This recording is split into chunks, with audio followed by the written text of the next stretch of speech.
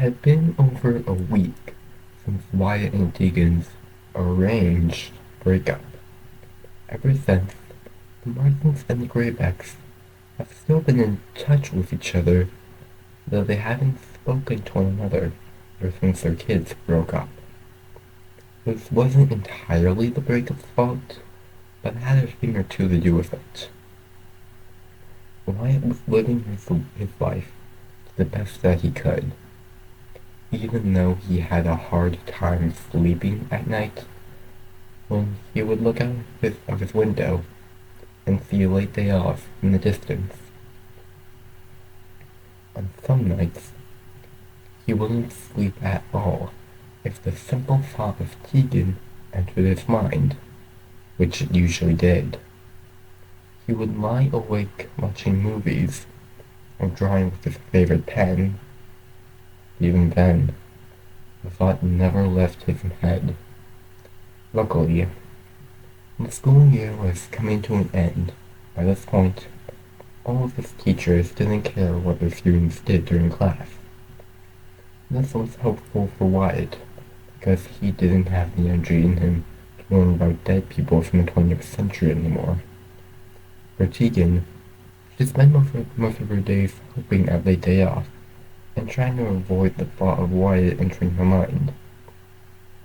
She started off well, but as the hours and days passed, Wyatt became a bigger thought in her head, and she couldn't get him out. She was able to not think about him too much, but when she did, it was too big of a thought to fight. As this was going on, Leo and Alex started to work out a plan to bring these two together again, but it wasn't going to be easy. Alright, we messed up, and we need to fix this, Leo said with a stern voice. Sister, any ideas? Yeah, but why are we doing this again? Alex said in an annoyed voice. Because I messed up by being selfish and saying that Tegan wasn't for me, and I need to fix this. I doubt you could fix what you made though, Leo said. Oh, oh no, don't try that reverse psychology crap on me, Alex said. That won't work. Alex then started to look a little unsure. What do we do? She said. Leo smiled at this as he started to give her orders. Now, we needed to get them to see that they still need each other in their life. I was able to catch looks at them and confirmed they aren't doing so hot right now. So, here's the plan. Leo then told Alex the plan, and she agreed on it, saying they had a chance of working out. Hopefully, that is, if everything went to plan. The next day,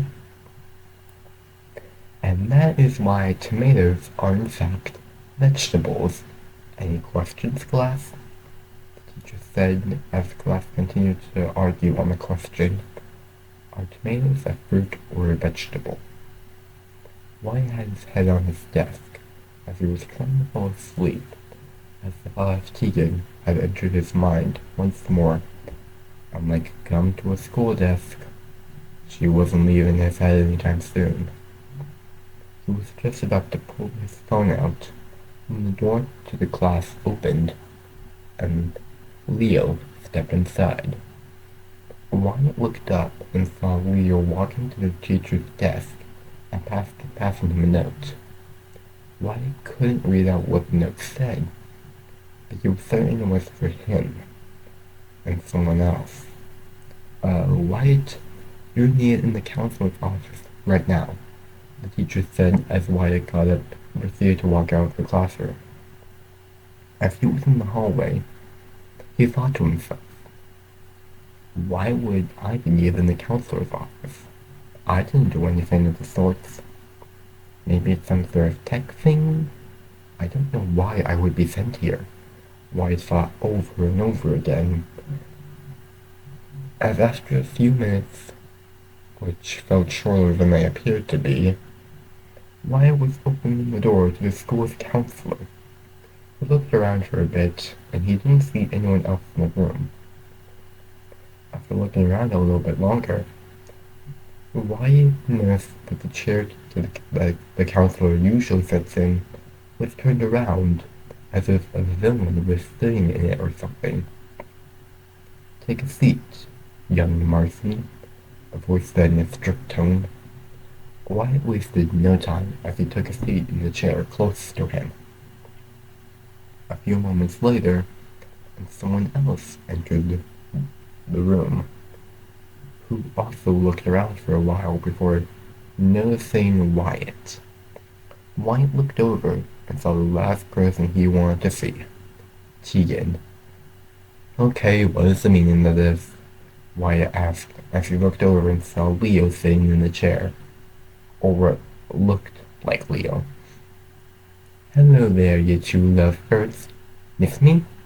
Leo asked with a smile on his face. "I know what you're playing, but I'm out of here," White said as he tried to open the door to leave, but the door was jammed tight. "Going somewhere?" Leo asked as he dragged Wyatt back to his seat. "So sunset starts with sorry. I should say I'm sorry for trying to break you guys up. It was an act of selfishness for me, and I regret it very much," Leo said with calmness in his voice. "Oh, you think I'm gonna believe that shit?" White said as he stood up and was about to go all in on Leo, when the quiet, but up until now Tegan, pulled him away.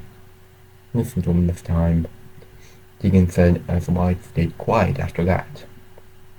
"Now that we got speech out of the way, the only way you two are going to leave this room is when you make up," Leo said as Wyatt was about to go for round two, when Leo made a quick escape to the door and proceeded to lock it. Wyatt and Tegan raced after him, but by the time they caught up, it was too late, and he had escaped. "Am I trapped in here?" Tegan asked as Wyatt put everything he had into opening the door. "Looks like it," Wyatt said, while being very careful not to look at Tegan in the eye. He was feeling a flurry of emotions right now, and Tegan didn't want to confront them right now.